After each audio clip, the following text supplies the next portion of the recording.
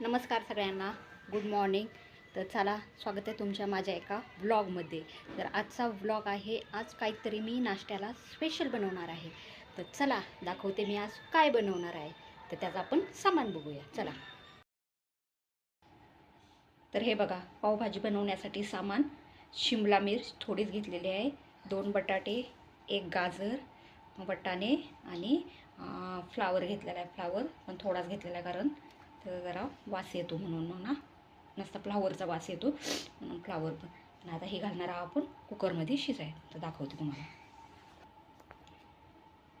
तर हे बघा, हे घातलेलं आहे आपण आता सगळं कुकरमध्ये शिजाय. त्यात टाकलेलं आहे पाणी आणि आता आपण टाकू चवीनुसार मीठ आणि आता झाकण लावून गॅसवर 4 शिट्ट्या करून घ्यायच्या. तर हे बघा, आता गॅसवर ठेवलेलं आहे. आता 4 शिट्ट्या झाल्या, हे चांगलं शिजलं की मग आपण पावभाजी तयार करायची. तर चला दाखवते नंतर.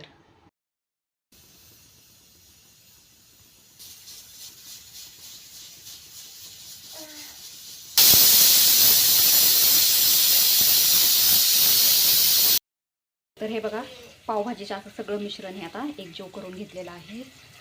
इकडं अद्रक लसूणची पेस्ट भाजायला ठेवली आणि इकडं टॅमॅटो आणि कांद्याची प्युरी तयार केलेली आहे.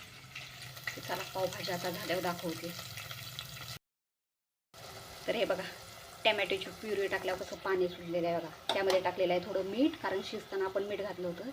हळद आणि लाल मिरची पावडर टाकली. आता बघा कशी चांगली तरी हे आले, पाणी सुटले, तेल सुटले, सॉरी पाणीच म्हणते.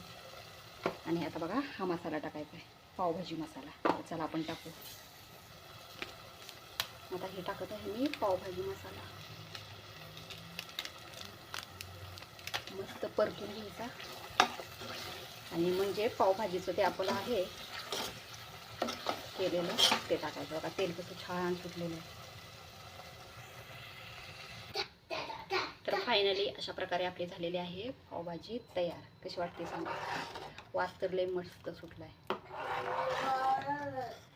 चला खाताना दाखवते परत. भेटूया पुढच्या व्लॉगमध्ये. तर मैत्रिणींनो, कसा वाटला माझा आज पावभाजीचा नाश्ता? तर पावभाजीची रेसिपी तुम्हाला कशी वाटली? आवडली असेल तर लाईक करा, शेअर करा, कमेंट्स करा आणि चॅनलला नक्की सबस्क्राईब करा. तुम्ही कशा पद्धतीने पावभाजी बनवता ते पण सांगा. मी तर अशी बनवलेली आहे बघा. तर चला, आवडला असेल तर नक्की सबस्क्राईब करा. भेटूया पुढच्या ब्लॉगमध्ये. बाय.